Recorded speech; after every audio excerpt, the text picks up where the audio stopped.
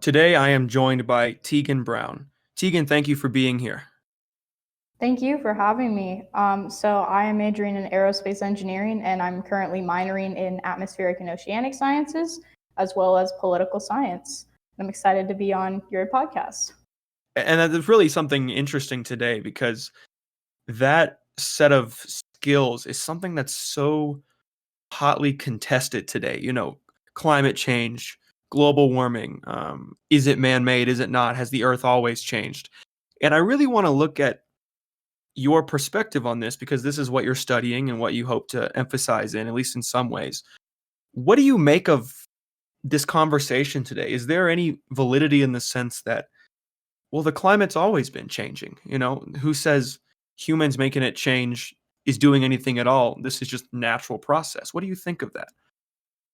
Yeah, so what my big takeaways from studying the minor of Atmospheric and Oceanic Sciences are that the globe does change normally over time, but we're talking on the scale of hundreds of thousands, if not millions of years.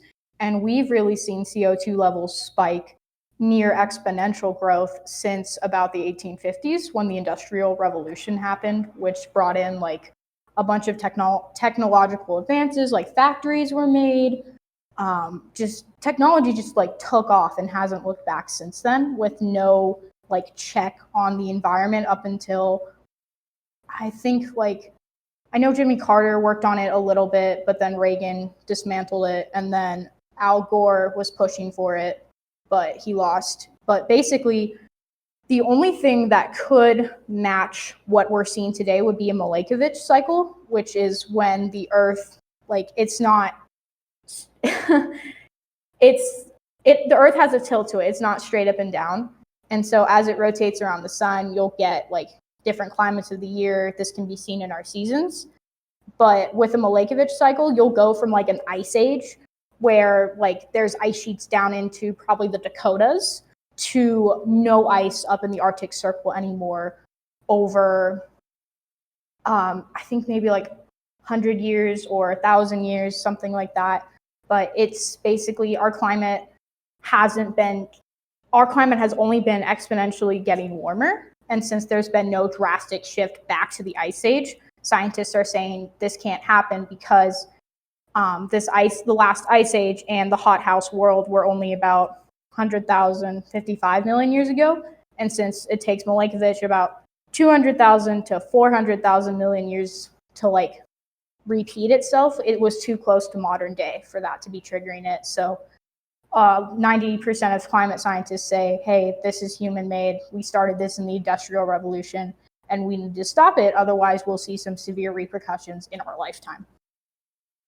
So if it's true that we're going off pace from these cycles, which it sounds like it is, and as you just said, it looks like we are, and there's nearly consensus about this among the scientific community, and I've seen some research on this as well, what really is the problem? Because that still, I think to a lot of people, doesn't address the question in the sense that, okay, so it's clear, let's say humans are causing something to happen that's making us a little bit warmer. Okay, well, I like going to beach an extra month every year. Who cares if I can go to the beach more often? I don't like snow anyways. What really is the issue here? And then is it heat that's causing that? And then how is it getting warmer? The sun's not getting any closer. I just want to beg these counter arguments because some may seem more obvious than others, but I think they're valid at their core. So I disagree that their arguments are valid because I think people that make the arguments of it doesn't matter, I like it a little bit warmer, they don't actually know the repercussions of how serious 1 or 2 degrees Celsius is over the course of a couple of years. So to some people, they'll be like, okay, it's going to be like 81 instead of 80 today. No, it's much more serious than that. If our global average goes up by 1 or 2 degrees, that's a huge difference because an average it's a lot harder to move an average than like a daily temperature. So with changes, cities like Miami, New Orleans, those are almost already underwater. The Netherlands, like, everyone, we saw when Hurricane Katrina hit and those levees failed. And that begs the question of, why do we need levees? And that's because sea levels are rising. And in the Netherlands and in Venice, those cities are going to sink soon. So when rainstorms hit, Venice actually has to put up like plastic sidewalks, because they built Venice when the ocean levels were a lot lower. It may be like a couple of feet lower, but that really makes a difference when you're talking about the ocean across the entire world. And it can be seen in that hurricanes are stronger. We've had some of the most strongest hurricane seasons in the past couple of years, and the devastation they caused, that storms do cause millions of dollars of damage. And we're seeing like Cat 4s and Cat 5s hit America, which did not happen 20 years ago. It was rare that a Category 4 would strike America, because we're so far north, so it's running out of hot water to power it. But as sea level temperatures rise, the storms are able to draw more power from that heat and become stronger. And now we see Cat 4s make landfall once or twice a year versus it happening once or twice a decade. And that's a really big problem. And then you'll see this in fires in the West. So in California, which is where I grew up and where I lived, we've been in a drought, I think, most of my life, unless El Nino comes, this massive rain system, and gets rid of our drought. But so the fire seasons have been getting worse and worse. I've had school days canceled because we had a really bad fire and our air quality was just you couldn't go outside. It was so bad to breathe. And growing up when I was little, this didn't happen. Like, yes, Southern California always had fires and it was really common. But where I live in San Francisco, those fires were unheard of. We would rarely see fires. And a lot of people in California don't have air conditioning, because the average temperature in our summers is maybe like 75 degrees or 80 degrees. But now, and we'd see 100 degrees temperatures 1 or 2 days over the entire summer. Last summer, it was 100 degrees for 2 weeks and nobody has air conditioning. And it's proof that like climate is changing, because when everything was built in the 50s, nobody had to worry about 100-degree days. It was unheard of. But now we're seeing like 2 weeks, a month of it during the summer, and people aren't built for it. And these wildfires are causing a lot of damage. Paradise is still recovering from that massive fire we had in 2018. And then a huge problem is we get fires and then the land becomes scarred, and then it rains like heck in January and mudslides happen. And that's also becoming like a huge problem, with like people's homes getting washed away. And then that goes into our water supply and causes bigger problems, because you're going to get all these like ash and pollutants from the fire in like our rivers, in our lakes, which is where we draw a lot of our water from. And that's a big problem when the southern part of our state is a desert and they rely on like snow melt from the northern part to give them water. I think this really boils down to, in its simplest form, a cost-benefit analysis of industrialization and presumably CO2 production. That's the story we hear that causes the most problems. So it's really this balance between this industrializing world and the cost of this negative externalities that we see. But I wonder, and I suspect I know your answer here, but I'm wondering if you know any statistics or even just really sound intuition on this. The idea that the damages might be similar to the economic gain. Who's to say that it's actually worse? Oh, we might have a flood here and there, and they might be more common. But look at this exponential growth we're having in the economy. Is that not a valid counter argument, you think, to the idea that, yes, we're making things worse, and it might be anthropogenic or, human made, but look at the economic boom that's resulting from it. So I don't think that's a valid argument, because clean energy, while it has a big upfront cost, it'll save us so much money in the long run if we are able to draw energy from like the sun with solar panels. It would be a huge difference in Los Angeles, which is one of the sunniest places in the world, for them to be able to like provide their own power and not have to rely on coal, and like just be able to put it on big buildings or in the Mojave Desert, which there is nothing but sun there. It's the hottest place on earth. It's super sunny all the time. If you were to be able to put just solar field farms, that would be amazing to put that back into our power grid and prevent humans from having to go into coal mines. I know that's not like our primary source of power, but it once was, and that's really dangerous work. And it's a lot less dangerous and a lot easier to maintain a solar panel than to go into a coal mine, which might collapse on you.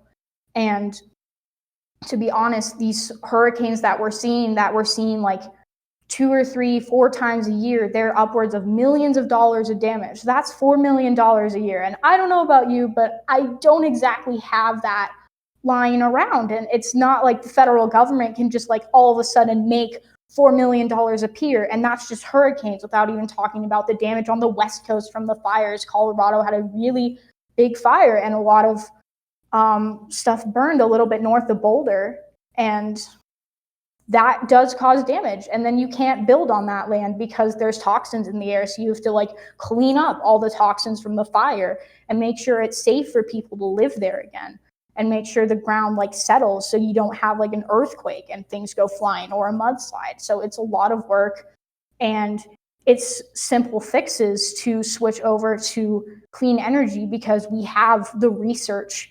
People just don't want to pay for that upfront cost, even though it'll pay for itself like within 10 to 15 years. And I would argue that's a really smart investment for a country that we supposedly have like a really strong GDP. We have a good economy. Why not invest in our future instead of hurting ourselves with these like short-term fixes? When we have a long-term fix that will help us, has been proven to help us. And I just don't understand the argument of why not doing it, because the people that mostly oppose this are generally Republicans, and they're also the ones preaching that we have a really great economy. So that doesn't make any sense to me. Why, if we have a great economy, why can't we foot the bill for this? I suspect there's something deeper here that's even more specific and localized. And it's this idea that climate, okay, let's say the entire Earth is getting warmer. And you could even say it's causing exponential damages. But if I'm someone, and Americans to generalize are more like this, who is more focused on the individual, slightly more short-term thinking, not unintelligent, not uncaring, but just more individualistic and here and now, and how can I provide for myself, my family, my local community, right? And they're not thinking macro scale. There's a lot of people like that, and I catch myself doing that in many ways. But how do you account for these localized weather changes that sometimes don't seem to line up? For example, there's certain regions of the world today that are experiencing colder weather than usual, some of the coldest winters. And then you hear this and you think, well, I was just told that the Earth's getting so much warmer. Clearly, this isn't lining up, so I can't trust what I'm being told. I should just stick to my own guns and do what I've known and do what's most profitable. How do you address such a claim and these localized problems or potentially non-problems? So what I would say to that is certain states, I know California does that. If you put solar panels on your house, you can reduce your electricity bill to nothing.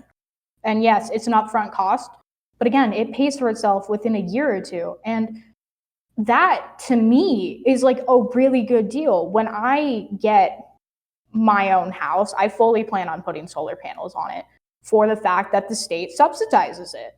I don't know about all states, but California certainly does. And if I live in California, I will absolutely do that because I don't know, like I'm not sure how much electricity bills are, and I'm not going to pretend like I know, but to me, to get rid of a monthly cost forever is a really good deal if I have to put some money up front. Like, I'm guessing I probably will be better off than the average American coming in as an engineering salary, but I still think if you have the financial means to put solar panels on your house and the state subsidizes your electricity bill, I really don't see any reason why you shouldn't. In fact, California passed a law saying that all new buildings, they have to have solar panels on them for that reason, because it's cheap and it'll offset your electricity and it'll be like the building isn't adding more to global warming. And in response to places getting colder, which is true, global warming does mean the planet is getting hotter, but it means more extreme weather. And it doesn't just have to be hurricanes and fires like I was talking about earlier. It is every form of weather that we have. It's making your climates more extreme. So you can have places that are going to be colder. You can have places like California that are warming up. But just how the way the earth is shaped, and again, like that we're not totally straight on our axes, we're at a tilt, it will be different across the planet depending on like how like Australia is different from has a different climate than America, how Japan has a different climate from us, how like the tropical Pacific is very different than like somebody living in Canada. So there are different climates around the world. It's just about those getting more extreme. And we've just got some wickedly cold weather here. I wouldn't want to be living in this like single digit weather for like months on end. And it's the point that like with the oceans warming, they are able to give heat and energy, which the heat from them can turn into these cold storms. It's this nor'easters form very similar to hurricanes. Nor'easters bring really frigid and cold weather to New England, and they form the same way. They draw energy from the ocean and they turn it into a wicked storm. So if the ocean is warmer, which it is consistently across the globe, more higher ocean temps equal stronger storms no matter where you are. It makes me think that I'm hearing two lines of argument here. That we need to do what's best for the collective and the long term, evade our preference for individualism or nearsightedness, you might say. And that makes sense.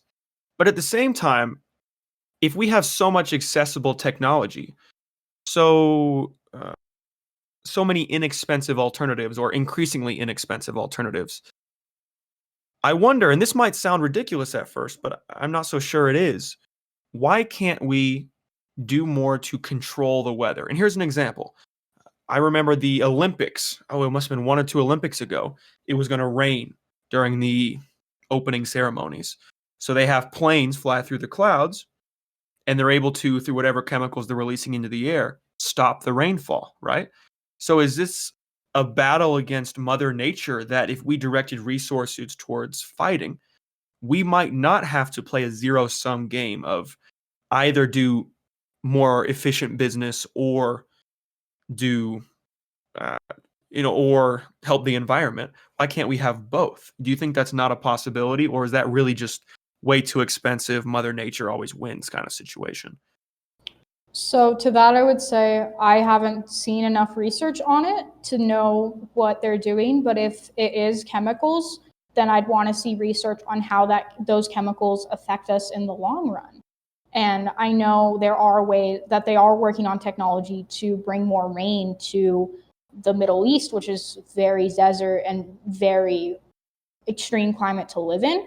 But I'm not sure enough of how these technologies are going to do it. And you only mentioned rain. Now, I don't know if there are tech out there that will like deal with a hurricane. But at this moment in time, we can't fly in a hurricane. We can't fly in a tornado. You will get these winds that they deal with pushed down, called downdrafts, and they take you down thousands of feet in a snap. And if you're flying too low, you could run the risk of getting hit in the ground, and these downdrafts happen over and over again. And so there's a reason we don't send humans to track these storms. We send drones because on the off chance something goes wrong, we don't risk human life. So I'm not sure if we have the tech out there to fight tornadoes or a hurricane. I'm not even sure what that would look like. And I fear that technology will only speed up our problem, and it will be like a temporary fix that doesn't actually work. I think it would probably be like the equivalent of putting a Band-Aid on a bullet hole. Like, it might stop a little bit and be good in the long run, and be good in the short term, not in the long run. But I think if we really want to do this, we really need to focus on long-term concrete solutions that we already have. And what makes me really mad is people just straight doubt science all the time. This is coming from some of the most respectable scientists in the world. This is coming from NOAA, which is our National Association of Weather, basically. This is coming from NASA, that uses satellites to track storms in space. This is coming from the European Union. All countries that have means to look at weather and climate are saying this is a big problem. And we have solutions out there, but people don't want to act on them for, I'm honestly not sure their reason. I think if they're what you said earlier in the podcast, I don't think those are good enough reasons. And I think they're selfish reasons, in my opinion. Now, you may disagree with me on that, but this is my opinion on something that affects us all. We should all work towards the greater good. I've seen the impacts of the fires in my lifetime. These fires weren't prevalent when I was 8 or 9. Now my friends that go to college up in Sonoma State, which is a little bit more up in the mountains, up in wine country, they got sent home for 2 weeks. This was before COVID. This was fall of 2019. They got sent home for 2 weeks because PG&E had to shut off their power because of dry, high winds, which are a huge fire risk. And they didn't want to risk a power line getting knocked down and igniting a big blaze, which is what happened in Paradise with Camp Fire back in 2018. So that's not normal. That isn't normal, and I refuse to accept that as our new normal. We need to fix this so we can have a place for us, for our generation, for our kids' generations. We have seen climate change impact just our generation, and we will continue to do so until we act. And frankly, I don't know if I'd want to bring in more people into this world if things keep getting worse and worse. Why would I want to subject my kids to, if I live in California, a massive fire might come rolling on through. The fires were 5-10 miles from my house.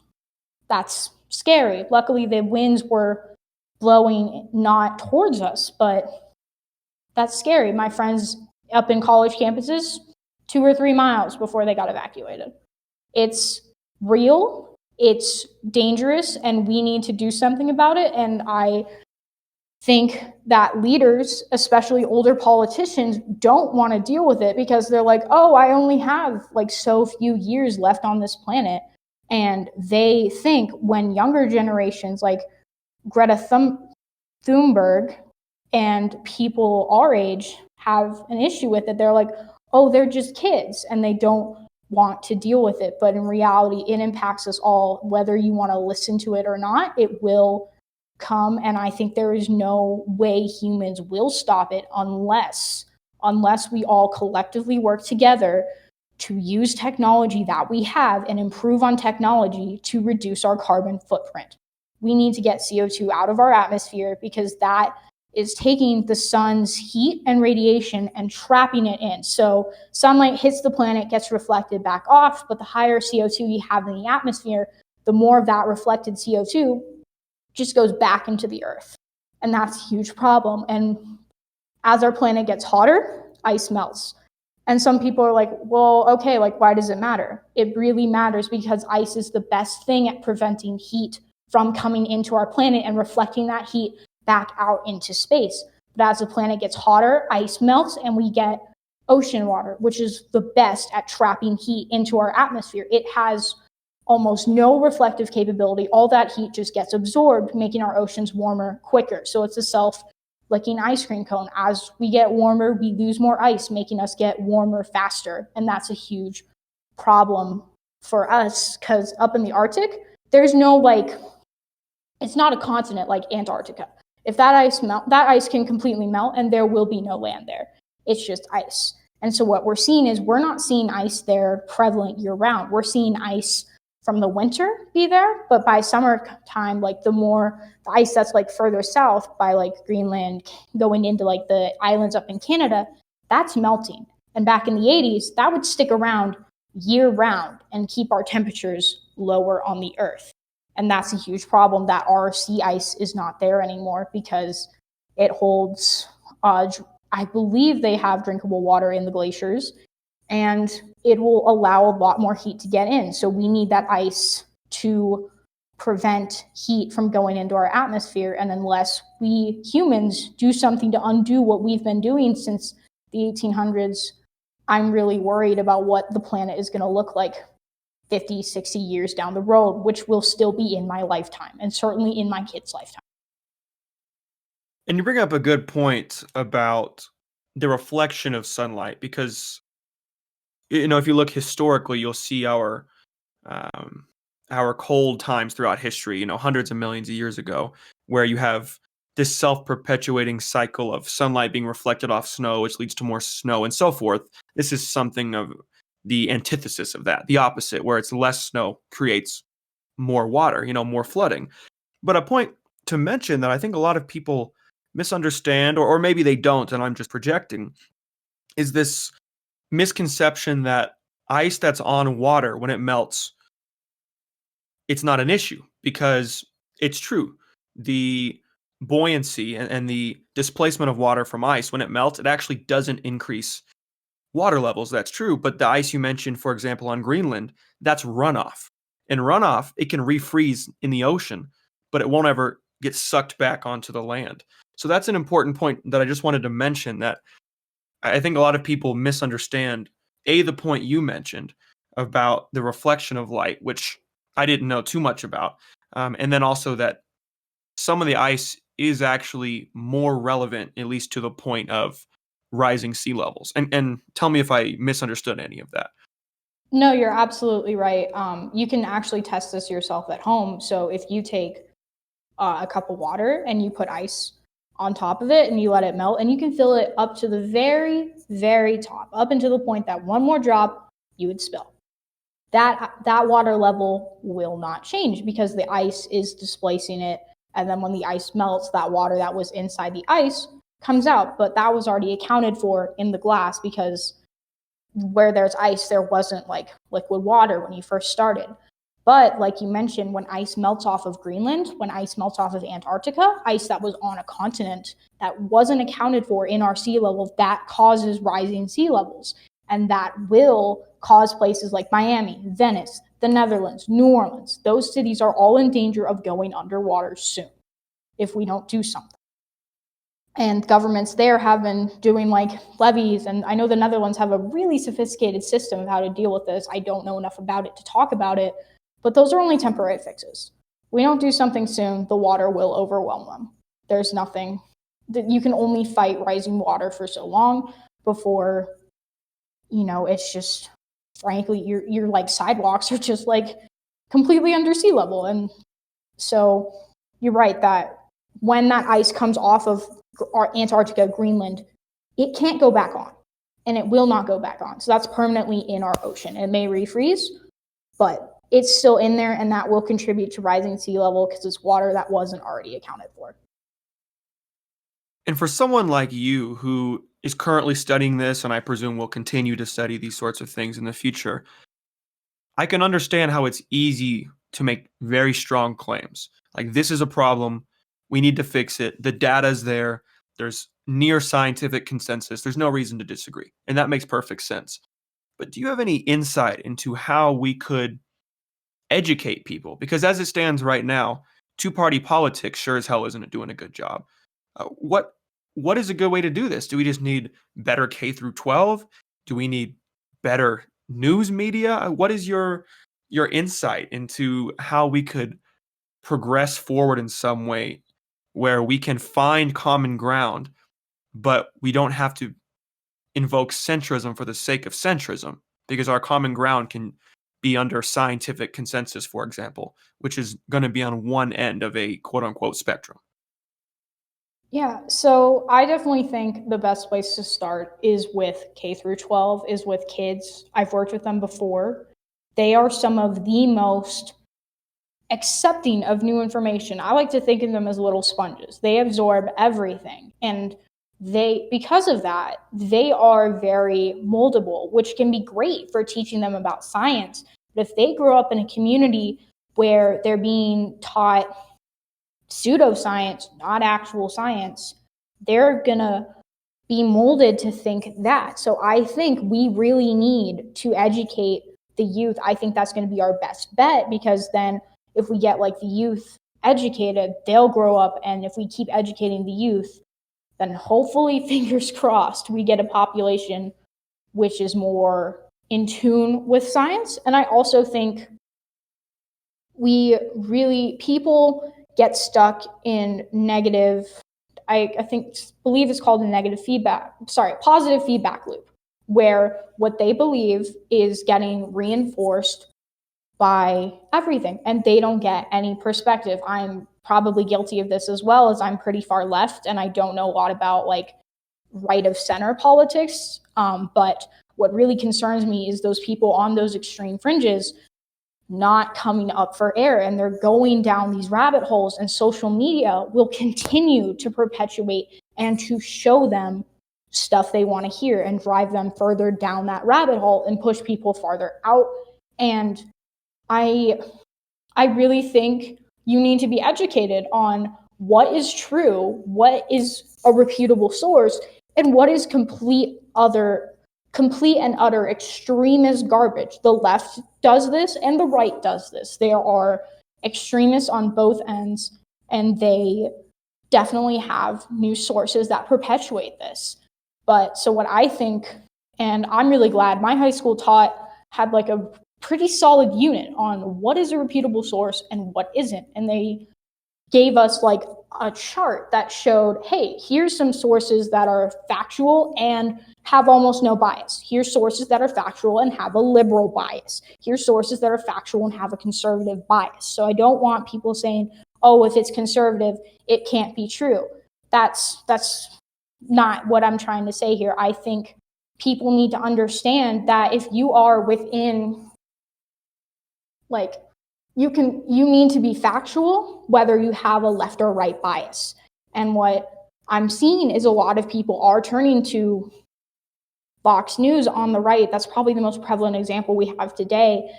And there've been many studies on how unfactual Fox News is. It has a very far right bias, and it's not factual. They don't report on climate change. They don't report on global warming. I wouldn't be surprised if they were perpetuating pseudoscience, and I believe they have. I can't point to something and say for sure, but it wouldn't shock me if they were doing it. And there are sources on the left that are guilty as well. I don't know of any that are as mainstream as Fox, but I could absolutely be wrong. But I think people need to know where to get their news sources, because news gets its money from you watching it. That's its business. It wants you to stay there and watch and listen and talk about it. So you need to know that the news is trying to get you to watch it, and take that into consideration when you listen and watch the news. And I feel like NPR does a really good job of being factual, centrist, little biased in the left or right direction, but maybe a little bit on the left. And they do a really good job of sticking to facts and have less levels of coercion than some other newspapers I've seen. They're probably the best example of like a really good newspaper. But I think people that are uneducated, and like with Fox being as mainstream as it is, that's a huge problem, that people are just getting sucked in and thinking this is mainstream and that it's factual, and it's not. And sources on the left and on the right that are closer to center will say it's not factual. It's absolutely not. And people don't know that. They present themselves as factual, as similar to like NBC or CNN, and that's not the case. And people need to know that and need to like cross-check sources, and people need to be a little bit more educated on what they read before they go cry wolf, because I think that's a big danger. Somebody cries wolf and everyone believes it and nobody checks it for themselves. And that might be a lot to ask of people, but I really think if we educate people, with the unit that I was educated in, how to like check if something's repeatable or not, that's been very powerful for me in my life. And I think if we gave everyone that, especially today when, your phone beeps with news all the time. Like, when it's so accessible, you need to know what's true, what's not, what's factual, what's not. You need to stand that and objective truth, objective facts, not something that's been spun by the right or left to be true. No, this has to be something you need to know what objective facts and objective truths are, not what not somebody trying to coerce you into believing what you need to believe. And I think that's a huge problem that so many people on the right listen to Fox, which frankly, from what I've seen, doesn't acknowledge climate change. Huge, huge problem when you have about half of the American people on that Republican Party. And one of their main news sources is saying it's not real. If you're not checking up on other stuff, you're probably going to believe that. And I mean, I wish people wouldn't do that, but I can't say I blame them. You brought up a number of interesting points. And one point I have real quick, I'm not sure if it's fair to depict Fox as synonymous with One America News or Newsmax, and maybe you weren't implying that, because I think Fox, and I've taken some political media and politics courses on this, they're still they're still based in truth, although climate change is an interesting one. I haven't looked into enough specifics from different news sources, but I remember the iconic interview of, I'm sure it was Tucker Carlson and Bill Nye, right? And it does seem as though these figureheads represent the network, but it sounds like, based on what you said, and from my understanding, I can't say for certain that that is the entire network. It could just be these figureheads that are representing a loud minority, for example. And I'm not calling you out. I'm sure you probably agree with that, but I just wanted to make that point. And another point you brought up that I think is really important and we agree on is this idea that you shouldn't be persuaded, however, by your news. You know, you shouldn't be convinced of a news story because it sounded good or because your friends thought it was cool, but actually because it's true. That's more important.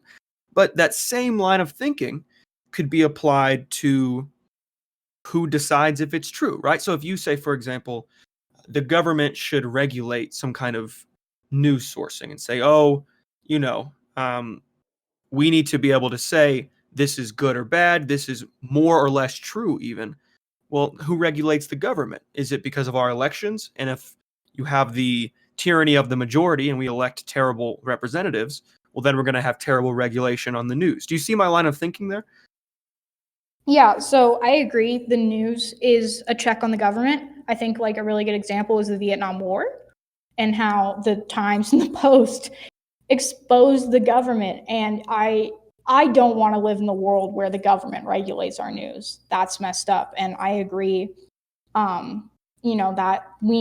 that censorship wouldn't be a good idea. But what I don't even know. I'm trying to think of like something where you can do it. And I think the best option would be teaching people how to look for reputable sources and cross-check. Like if I see an article in the Times, I usually look at the Post and see what they say and check NPR and like see like, okay, what can these news sources all agree on? Because they have like a really good reputation of being factual and slightly left-leaning, which is something, as somebody who is on the left, I'm more interested in reading them than the Wall Street Journal, which is still factual, as very close to factual, but has a right bias. So I think people need to cross-check, and I personally should probably check up on what the Wall Street Journal says in comparison to what like the Times and the Post say, especially regarding like political stuff, because the Times and the Post will definitely slam Republicans, and the Wall Street Journal will probably be nicer to them if they actually are like just being a little bit more conservative than like the Times or the Post would like, versus like this. Then if I like could look at the Wall Street Journal and they're going after a Republican, I'm probably going to be like, okay, this person is probably a total wackadoo, like Marjorie Taylor Greene, complete wackadoo. I'm pretty sure all four of those news sources would be like, she's nuts. And yeah, I think the best way is to educate people to cross-check and to compare to different news sources, and don't let one news source be your entire source for news, because I think that's how you get stuck in that rabbit hole. And I think the best way to do that is to educate young people. I'm really glad my school taught me how to cross-check and fact-check, and somebody can be like, oh, well, that's like the government telling you things. And I personally think they taught it in a very objective way, and they like presented like a graphic of like news sources that were close to center with like little bias, and they had like on the left and the right, it was like how like their bias, like on the left was far liberal bias, on the right far conservative, and then they had on the y-axis up at the top was factual, and up on the bottom and down on the bottom was, I don't even know, utter falsehood, I guess is the right word. Just like random theories. So like QAnon is far right bottom, complete another extremist stuff. And I don't know the name of the liberal equivalent of QAnon. I probably should, but I think showing me that graphic really allowed me to be like, oh, okay, like I want to look at the Times, the Post, the Wall Street Journal, NPR, if I want BBC, CNN, if I want solid reporting with very little to no bias. And then it showed me like other news sources, like MSNBC is definitely a lot more left and a lot less factual than like NBC. So I think if you educate people and you try your hardest to stay objective, which I think my teachers did a good job of, some people may disagree, I think that's probably the best way forward to prevent people from getting stuck in these rabbit holes. Part of it is becoming a practical issue too, because I have a sneaking suspicion that on the XY axis plane you just mapped out, if you were to insert a Z axis and it were to go from free access to information to a pay to listen, a subscription model, I have a suspicion that the latter would be more reputable. I mean, look at New York Times and Wall Street Journal. You have an interesting phenomenon now where society sees views as a public good, or society sees news rather as a public good. And as a result, it's a business model, it's a business move to be biased, to get continual views, to expand to other platforms and social medias. And at the same time, what's been noticed is that someone like MSNBC or Fox News, they're doing less and less of the research and more of the regurgitation. Sounds negative, but the re-reporting, paraphrasing. Let's say you have an essay due tomorrow and you forgot to read the textbook. What are you going to do? You're going to look up summaries online and then you're going to rephrase it so the little robot doesn't call you out on it, right? That's a common shared experience from a lot of people I've talked to at university. Well, if that's the case, then now we have news that is actually only from a primary source behind a paywall. So I wonder, do you think there is a problem with having news as public good, or on the flip side, having news behind a paywall? Because it as much benefit as there is from having decentralized news, which almost all of our news is today, with a few exceptions and very few, then how do you deal with that, knowing they have to make money or else they're going to go out of business? Yeah, like, I mean, I really wish it was more accessible, and I think the Times is like a 4 or 5 article limit, and so it's like the Post before you have to start paying, and it's not a lot. I think it's maybe like $1 or $2 a month, but I can understand that for some people that is a lot of money, and for someone who is a little bit more affluent, someone probably like me, and I really hope the average American, that isn't a big burden to them. Again, I don't know. I haven't looked into like economics that much. It's not my area of expertise, but I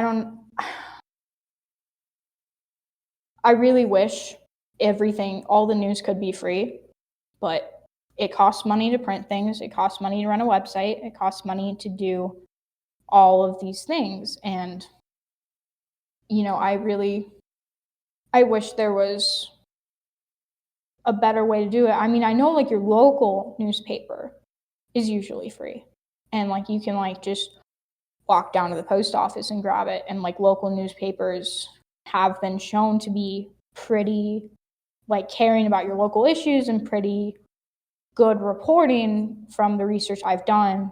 So I think that might be an option for a lot of people where if they want to get informed, that's probably going to be your best way to go. But yeah, I get why they have to have a paywall. I wish they didn't, but at the end of the day, it costs money to do things and they need to make money. And I think, I mean, running the ads is like a good way to do it, but they still run ads and they still need like a paywall up. So obviously it's not enough. So I don't think I'm sure of how they could address that problem. I wish it wasn't a problem, but unfortunately, money is power. Money allows you to do things in today's society. It is difficult, and unfortunately, local news is on the decline because, as you said, there is value in local news, especially and specifically for local issues, which are, of course, also important. So we see a lot more today about large scale, statewide, or even more common federal level issues. And sometimes the local sphere isn't emphasized because of this news issue as a part. But it really seems to be boiled down to one of two things. If you want good reporting and well-paid employees and such, either it's government funded and that's tax money, or it's decentralized and no government funding with very few exceptions, and then it's a paywall. I don't really see a way around that because if we lose these paywall organizations who are doing most of the research themselves, then I fear, well, we won't have anyone doing high quality research. You can't just regurgitate each other. Someone has to do actual investigation and journalism. Not to say that Fox and CNN or MSNBC, whoever, not to say that they don't, but it's on a much smaller scale because they don't have the resources. So those are really the only two options I see moving forward. I don't know how else we could maintain public good unless advertisers start paying you a lot more for advertisements. And if anyone knows anything about business, you're not going to start spending more money. That doesn't make any sense. But that does make me think though about social media. And you'd mentioned social media a few moments ago. What role do you think social media in particular has, not just because it's accessible, but because of the algorithms? I mean, you're studying engineering as well as atmospheric sciences. So you understand the back end somewhat code. You understand how these processes work, right? Just enough to get a taste for the conceptualizing of it. And in understanding that a little bit, how do you combat this challenge of sharing your data? We are now the product and the company is the consumer. It has flip-flopped from what it's always been. How do you combat that in terms of policy, or if you want to revert back to specifics, climate change? What do you do about that? I've Oh man, that's like really prevalent to today with like, Dorsey's decision to forever ban Trump from Twitter. And I think Facebook did the same. I don't know if it's a lifetime ban or if it was just until the election was over. I can't remember. I do know both of them banned him for that. And I'll be honest, I'm usually not in support of censorship. That is one piece of censorship I support after the events on the 6th of January. I support Dorsey's call to ban Trump from Twitter, and people are obviously going to disagree with me on that. That's fine, but you're right. It is flipped, and they get views from you being on their product. That's how they make money, and they design their products to be addictive. Facebook openly said they performed a study on people about, like, they purposely showed you more depressing stuff to see if they would to see if your like overall mood would change. But they never got that approved. They didn't go through all the like hoops you have to jump through to test on humans. And that's like a huge violation of ethics in the science community. If you want to test like behavior, you have to get this like you have to get like this waiver and get people to like know that they're in this study, and they didn't know. And to be honest, I think it's a problem of there is no check on social media. The government doesn't check them, they are a monopoly on that market. And I love social media. I love like seeing what my friends are up to and seeing what seeing people make stupid things. I really like that aspect of it, but that social media has a lot of drawbacks, and I really want to see Congress or somebody create a tech like, I think it's council is the right word, where it's like a committee on technology, and have the people on it actually know what they're talking about. Because we saw those Facebook trials over the past couple of summers, and some congressperson asked Zuckerberg if he was CEO of Twitter. How is somebody like that going to ask pressing and tough questions on somebody we have no check on when they don't know which company they are CEO of? I have a huge problem with that.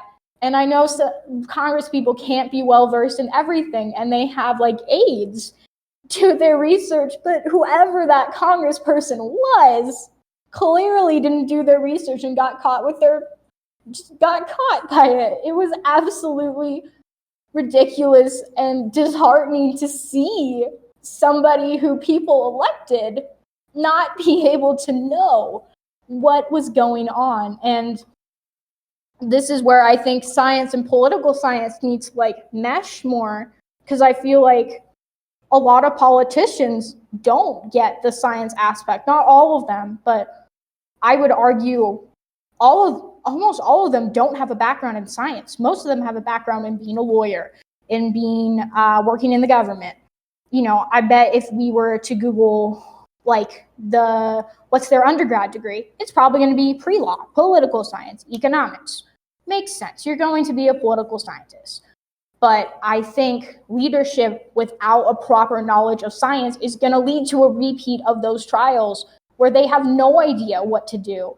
And I really think they need to bridge that gap between science and political science, because we need to get science into the hands of everyday people and show them this is actually true. We know what we're talking about, because a lot of people, I feel like, don't believe scientists. They believe they're politicians who are, some of them are blatantly saying climate change doesn't exist. I don't know who off the top of my head, but I have seen politicians be like, nope, it doesn't exist. The earth is getting colder. I'm pretty sure Trump took a picture of the snow and posted being like, climate change doesn't exist because it snowed a foot in Washington, D.C.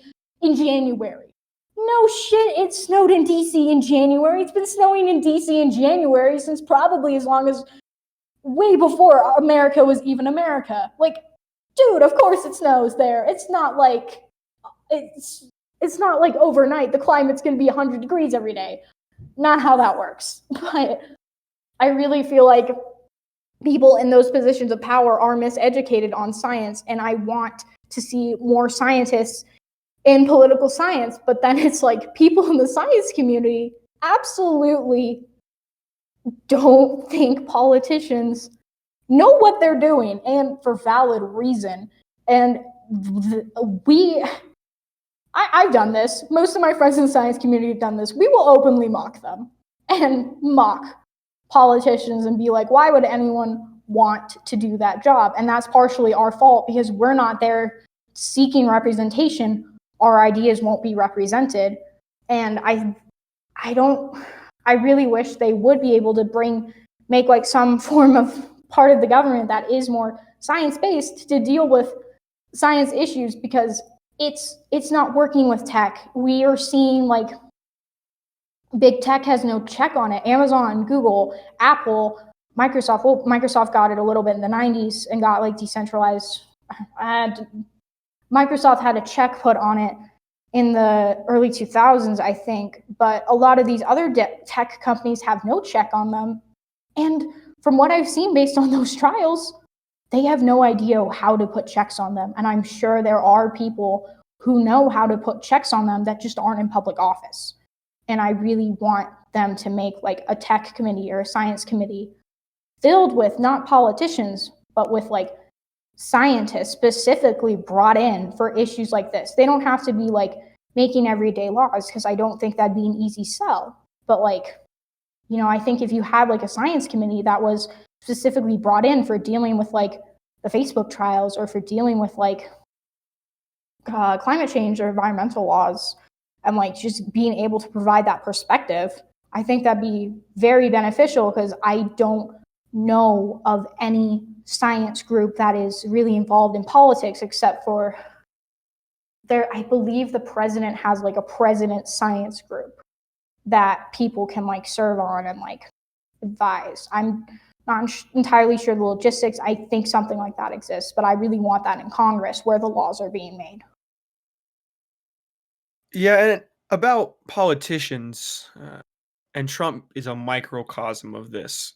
I suspect part of the issue is just feeding the base. It's just playing the politics game.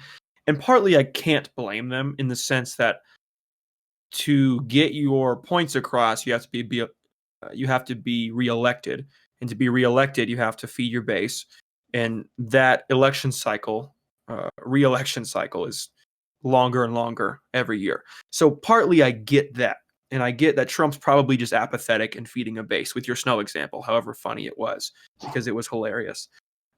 But it is an interesting point about how seemingly far behind Congress is, and particularly the Senate. Those were those trials that were, yeah, compiled onto YouTube over and over again for us to laugh at the denigration of our own country. Nonetheless, uh, it it is a problem, but at the same time, I don't think the solution has to be overcomplicated. There's always a danger in things being free, and we've noted that already. Free news, free apps. If someone's running a major business, they're paying for it somehow. So if it's free, that's a red flag.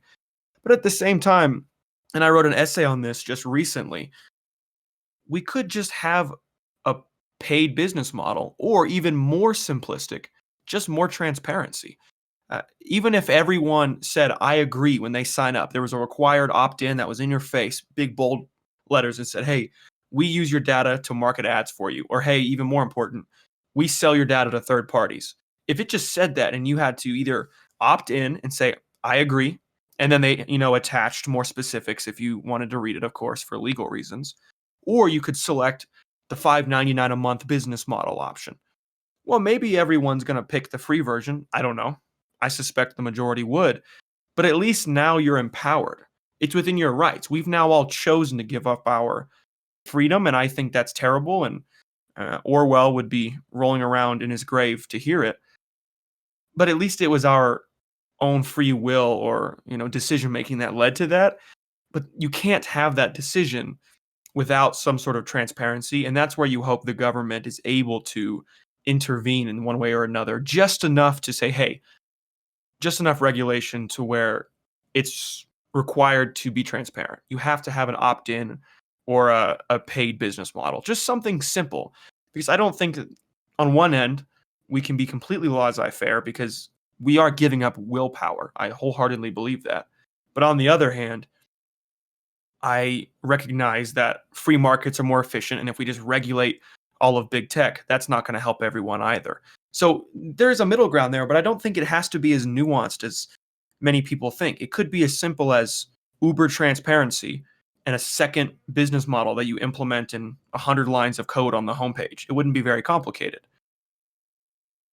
Yeah, I agree with that. I think I would personally be really interested to see who chooses to pay for it and who doesn't. I think the people that will choose to pay for it are probably people that are more educated and more affluent in this. And then I think, that brings up the point of like, what about people that $5.99 a month is an issue? Do they really have a choice? And stuff like that. And I agree, free market works. It's better than a regulated market, but there is no check on big tech, period, right now. They have a monopoly, and Congress doesn't know how to put any regulation. And yeah, when I saw those Senate trials, I was absolutely laughing at how idiotic Congress and the Senate were with these trials. There were a couple of people that were like actually on it, but enough of them were not that it was really funny. And that's sad to me. And I think that's something that Congress really needs to improve on. They don't know how tech works, and I think they need to bring in more people who understand tech to talk to them, who I really hope understand how laws work and how to make laws decent. So I think if you bring in people who have the tech side to politicians that probably already have like the lawyer side and how to like bipartisan, maybe I'm not sure. If you bring like the tech into the law side, I think that's like how we will be successful in placing some not complete regulations on big tech. But as of right now, I feel like there's nothing. And that's scary, and that's weird, and that's frightening because of how many people use it, and especially how many people are just blatantly unaware. I always hate the expression ignorance is bliss. I think ignorance is one of the worst things a society could ever strive for. But in this case, it is absolutely apparent to me why you would want to be ignorant of your data being sold. I mean, anyone who's watched Black Mirror and then wasn't creeped out by it, you are a great candidate for a future of absolute control by an oligarchy of tech companies. And that's not an insult to you. Maybe that's better. Who the hell knows? I don't think that's the case. But we can beg the question, right? But nonetheless, it is a challenging problem because it is so easy to accept your fate. Let's look at Amazon. This is a slightly less direct example, but it gets the point across. Amazon has revolutionized how we get products. 1-day delivery of damn near anything I want, especially if you're in a major city, then it could really be 1-day delivery, in fact.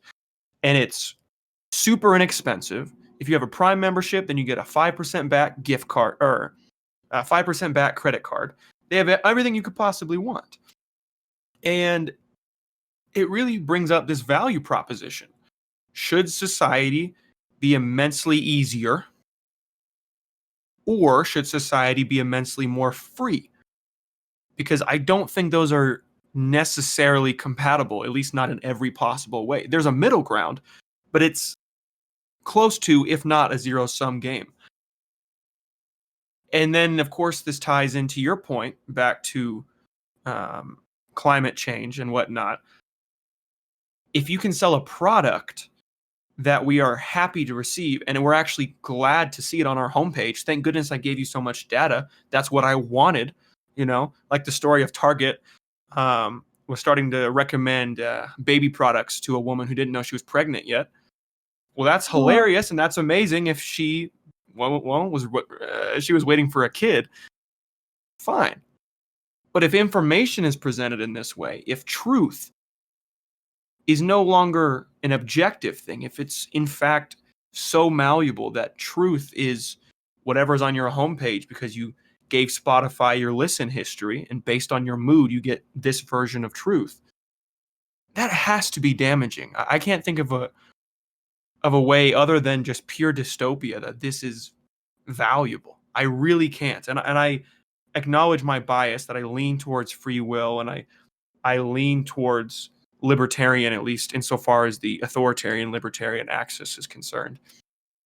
But I don't know how anyone in their right mind can justify that, presuming there's no transparency.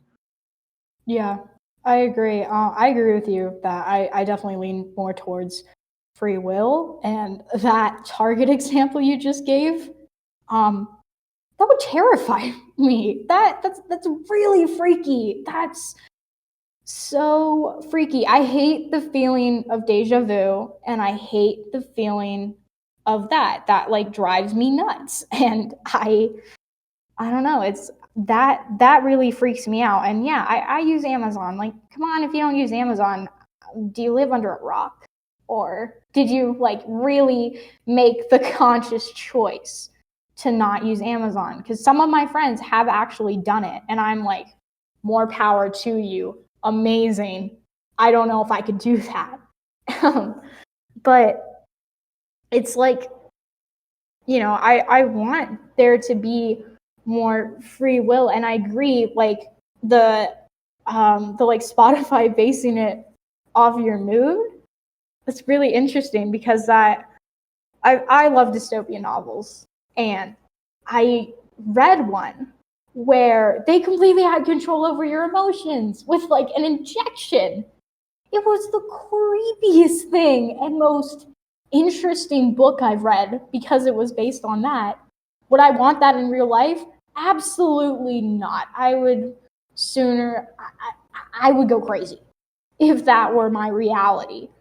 And I think, with that data, it wouldn't be like as like control as like in your face as that society made it. 'Cause it was basically like the government could make you like go from being like, oh yeah, I'm chilling, to like bawling your eyes out 2 minutes later.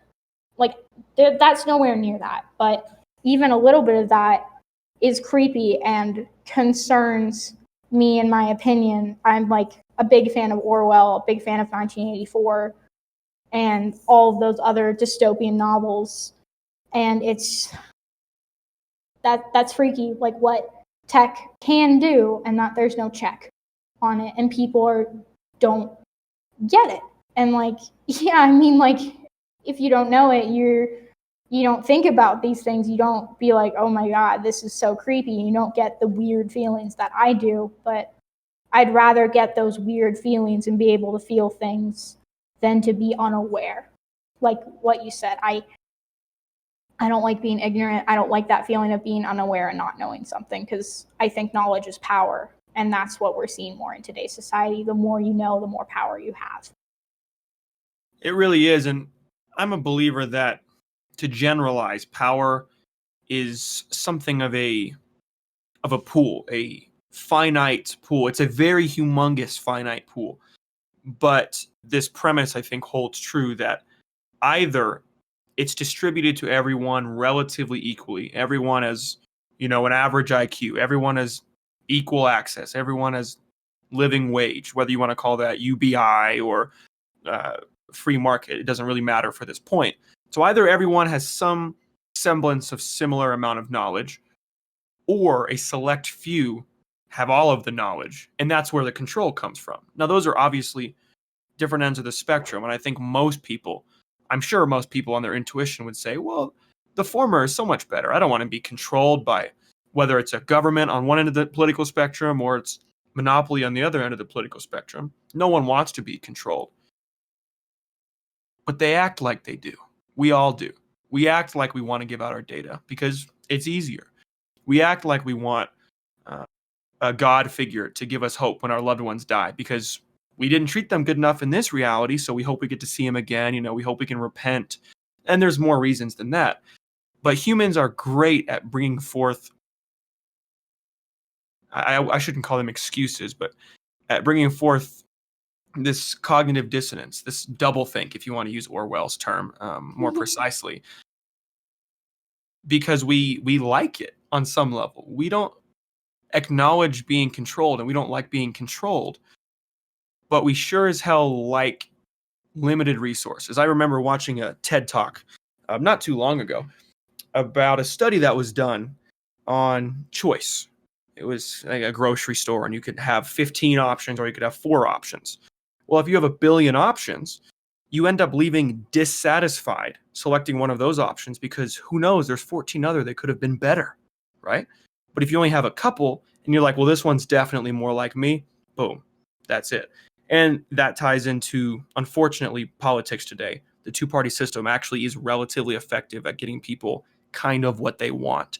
And that's to tie back into our previous discussion. But nonetheless, that's how knowledge is spread. And as a result, I agree completely.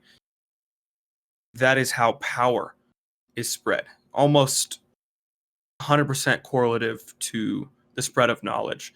And I don't know the best answer, but I have a suspicion that what you said is probably one of our best answers, at least, that government is the best option for some cases because we at least elect them. We don't elect our business CEOs. But I don't know. I'm more or less just ranting here because I don't have an answer either, but it's so fascinating and it's also so important that we have to be able to talk about it. Yeah, absolutely. I mean, government literally was created to solve collective dilemma problems, to make choices for us. And like, you know, the framers, they made the Electoral College because they didn't trust the American people to pick the president. And back when our country was founded up until some point in the 1800s, the Senate was elected by governors, I believe, and by not directly by the American people because they were the upper chamber, and the American people didn't understand enough about politics to be trusted to elect people of the Senate. Now, I disagree with the framers on that. I think like anybody else, they didn't want to give up the power that they had. I mean, they freaking designed an entire constitution and set up a system of government. They probably didn't want some knucklehead messing it up. And like, to an extent, I agree with that. I don't want somebody messing up something I worked my butt off on. But in this case, it's a product for people. And I think it's interesting to see how they mess it up. It might be awful, but it's interesting to see how things like got messed up out of what the framers originally intended. And I think a really good thing adapts over time as cultures change, as people change. And I think that's like something that's cool about our system of government, and that it is able to adapt, albeit very slowly, especially in regards to technology. But it's adapting, and I do think as of right now, government is the best answer if we put people in power that know what the heck they are talking about in regards to technology, which is why I think having a tech committee, which is not full of politicians, but people who know tech, would be a really good idea, to have them like supplement arguments and have them be some sort of check. And like, I'm not sure if it would be like elected or maybe somebody in government would appoint them, but then it's like, well, they have power and control over it. But like, you know, I think that lacks in our government. And as of right now, I don't know any other good solution other than bring tech more into politics, as much as people in tech really, really resist it. It's really interesting talking to engineers about politics. Some of them are very knowledgeable, and some of them run away screaming when somebody mentions the word politics. But like it or not, politics is a part of technology, whether you want to admit it or not. So I think the sooner we make the bridge and the sooner we connect the two worlds and stop gatekeeping, the better off we'll be. Well, let's follow that into its own rabbit hole then, because politics is interesting. And I know you also are interested in politics. One of your minors in college is political science. And I'd love to hear your thoughts on this. And I'll start with something you had mentioned, the Electoral College. That's a fascinating thing because I think there's a misconception about the Electoral College today, admittedly, because I'm not convinced it's a power grab to keep elites in power, although there may have been other things historically that have done that.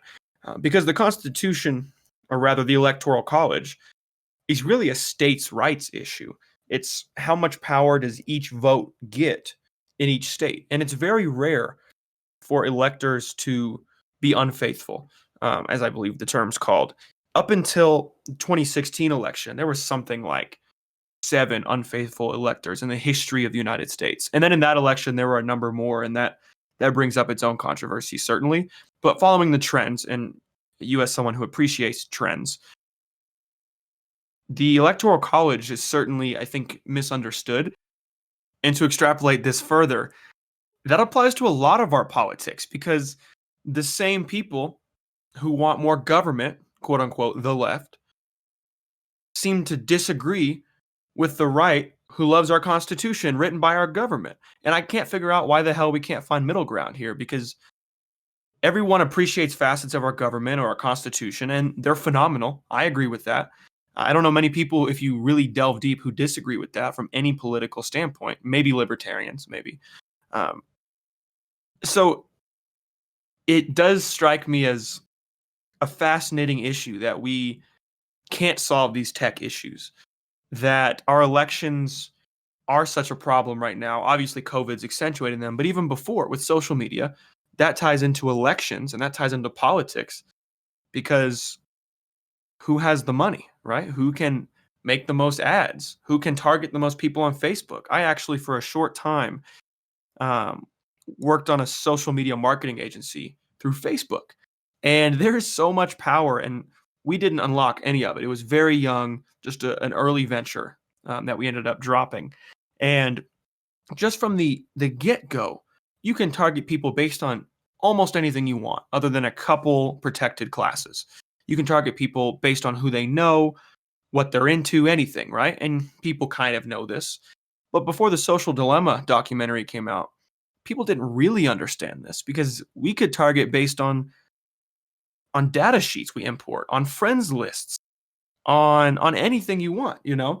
Um, and then you throw that into an algorithm that targets you based on your own personal data. And now, tying this back into politics, you have the ability to sway an election and almost nobody knows they're being swayed, but everyone knows that someone else is being swayed. So we can always point the finger and say, those liberals are seeing the fake news over there on Facebook. Or you can say, those conservatives, they're getting the fake news on Twitter. Now everyone thinks everyone else is an idiot and ignorant, but we're all being bamboozled at the same freaking time.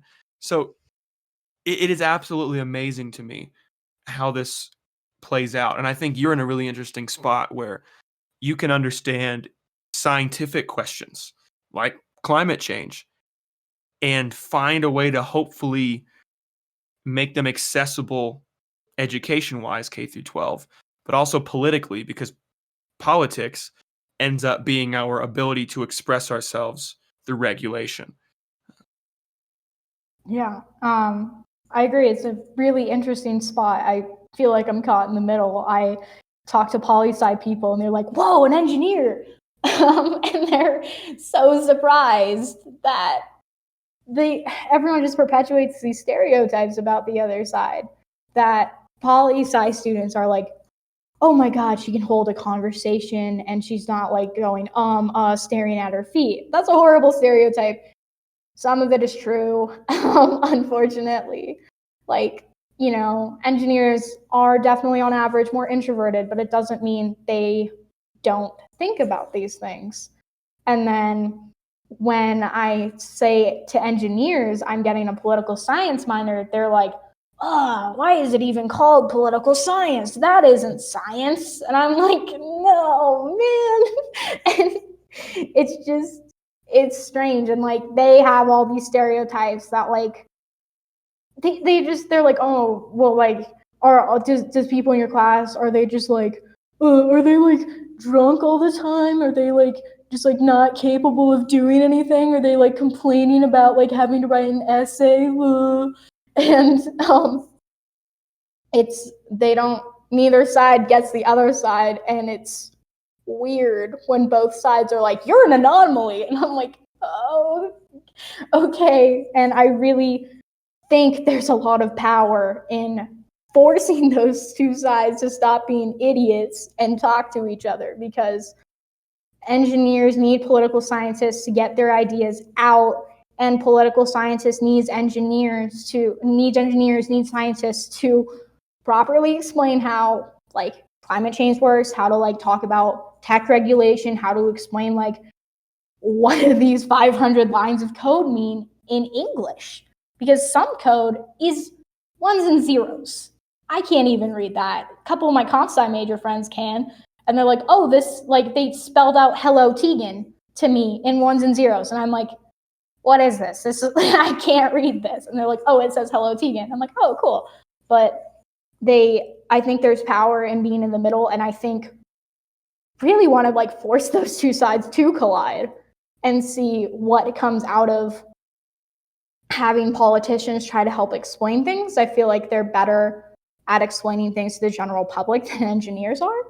And having engineers explain the like science backbone that politicians definitely do have to work with.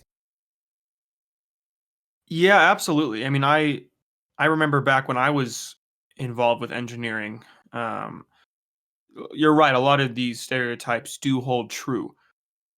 But now that you and I both have been involved in a number of camps, so to speak, it's almost a forced empathy. You, regardless of your decision, can now understand different perspectives better, whether you like it or not. And it gives you this wonderful opportunity to, if you choose to, build bridges. I don't know exactly what your future will hold. I don't know if you're going into research or, what exactly that'll look like in 40 years. And you don't have to either, obviously.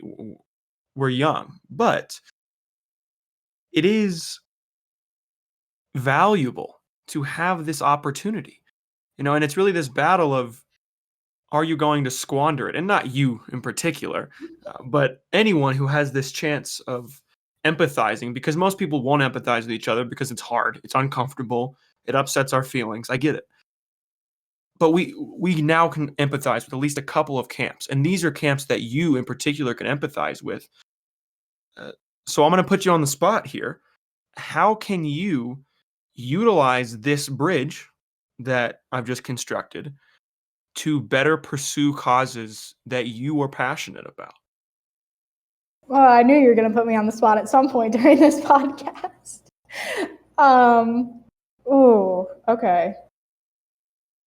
Well, as of right now, I'm really trying to help break down those stereotypes. And we have a lot of engineers who are business minors. What all they do in the aerospace group chat, and this might just be because it's aerospace, and most people probably agree with them. They're just like, oh my God, the business school, they were complaining about having an 80 average and we only have a 40 average on our test and we don't curve it. And I'm like, all right, as funny as that is, that's funny to me and it probably shouldn't be, but that's not helpful. And we engineers need business people more than I think they want to admit. And I think the other side is true. And by me being an anomaly and being somebody who gets both sides, I definitely get engineering more than political science because I just started on that minor and on that track. But I'm hoping that I can be like, hey guys, we're not different. Because I think common ground would be intellectual conversation. It doesn't have to be about science or politics, but I think both sides are very passionate about something. For engineers, it's about science, and I think for us, it's a little bit more about pursuing truth, because science really needs truth. We can't just go around spewing false science, otherwise we lose all credibility. And politicians, maybe they're more passionate about compromise and talking things out a little bit more than engineers are, and getting feelings sorted out, because I feel like a lot of people that are leaders in tech don't know how to empathize. And I think they will find common ground over if you get people like what we're doing to have a respectful, open conversation. I'm not expecting them to agree. I think that'd be really freaky if they all agreed on everything. But I think they need to realize, yeah, politicians aren't as sciencey and as quote unquote nerdy as the engineers are. And maybe they're definitely more social on average than engineers. And that's probably true. But they're people, they're our age, they're passionate about things. And I think if we were to just get them to drop their perceptions, that's probably going to be really tough. But I'm hoping by meeting me and other people like me, because I really hope I want to find more people like me, they will realize the other side isn't as different as I thought, and we have a lot more in common. And if we work together, we can seriously shake things up and raise some hell on people when we want to and when we need to. And I think I really want to see that happen. I so want to see them collide. I think it's going to be a beautiful explosion, to be honest, of two very different policies just colliding and something crazy and new coming out of it. And I think that would be really, really cool to see what that does if we can get the two sides to quit complaining about each other and to just try it. And I think they'll both realize we all are passionate, and that passion will give us intellectual conversations. And I think that's what both sides strive for. You hit the nail on the head. Anyone who's listened to this podcast know I couldn't agree with you anymore. I'm not convinced anyone else on this planet agrees with you anymore. Not just with engineers and politicians, although that's a really great example because their dichotomy is so important today. But with anyone, I found that humans share so much in common. And this is, of course, a common argument against racism, right? Well, we're pretty much the exact same. I have some extra melanin in my skin and you might not, or vice versa. What does that mean? Right. Okay, that's pretty arbitrary. We can move on from that. But this applies to a lot of things. We share common experiences. We share the same types of emotions. We have the same desires and goals. And yes, there's obviously caveats. There's the people who cross these bridges, like yourself, who are in between groups in some ways.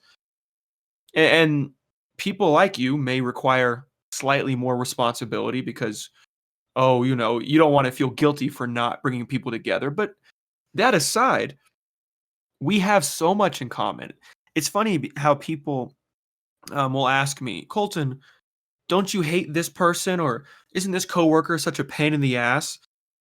And I can almost never agree with them because they're just different. And the person I'm talking to could be just as much of a pain in the ass as the other person is. They're just different, right? And once you can understand these differences, that someone might be more direct or someone's a little bit more excited about certain topics or someone's more passionate about this or that, then you can swim past those blocks in the river, and no matter what, you end up in the same ocean. Humanity, right? So I mean, I absolutely could not agree any more than anyone else on this planet with everything you just said. Well, I'm glad you agree with me, and I'm glad I hit the nail on the head for you. But yeah, I stand by that claim. I'm in an interesting position. I guess I should probably be a little bit more aware of the power that comes with that and the responsibility, because, oh man, I'd love to just, I don't know, I'd love to like not have that much like pressure and like it's all that like stuff I put on myself, but like I know if it works and if I push for it and it works, it'll be amazing. But I also know I could push for it and it could absolutely blow up in my face, and I should probably be more aware. But I don't know, it's like, oh man, this sounds so conceited, like it's so weird to be me, but like being in the middle between two polar opposites, I feel like gives me a lot of perspective and empathy. And I plan on using that to get people to realize at the end of the day, we're all people. We all have ideas. We all have thoughts. You and I may not agree. As seen in last time I came on the show, we had some disagreements on things, but I still respect you as a person. I mean, clearly I came back. Like, I still love talking to you. You don't have to agree with me 100% of the time. And differences and hearing different opinions, that's interesting conversation. Like I don't just want to talk to a yes man. Someone who's like, yes, all your ideas are great. Like, okay, one, not all of my ideas are great. Like, I know that I think everybody's had some really stupid ideas. And two, I found that often better ideas come out of discourse than just everyone being like, yeah, this is a great idea. Go, go, go, go, go. So I think, yeah, I don't know. That's what I think, I guess. Well, you know what, Teagan? There was more we could have talked about, but I think this really wraps up a great conversation. And that, if anything, will leave more for us to talk about and another excuse for you to be forced to come on and talk to me. You're not forcing me to come on to talk to you. I enjoy talking with you and doing the podcast. It's fun. No, absolutely, and I second that. It's a great time, and these conversations are invaluable. And really, the podcast, regardless of how many people listen to it, it's just an excuse to have conversation. And I love when other people can hear that conversation. So for those of you listening, you may not know Teagan or someone like her as one example, but you get to hear that perspective, right? Because perspectives are invaluable. And really, I'm just grateful we got to chat again, and I hope we get to chat again in the future. Maybe we'll dive more into your passion for aerospace or just flight, things like that, because those are, of course, super interesting. But we hit a lot of high-level controversial things today, and I think this is a great place to wrap it up. So, Teagan, I really appreciate you coming on and talking with me, and I look forward to doing it again in the future. Thank you. Thanks for having me. It was a lot of fun. Hopefully we get to do this again sometime.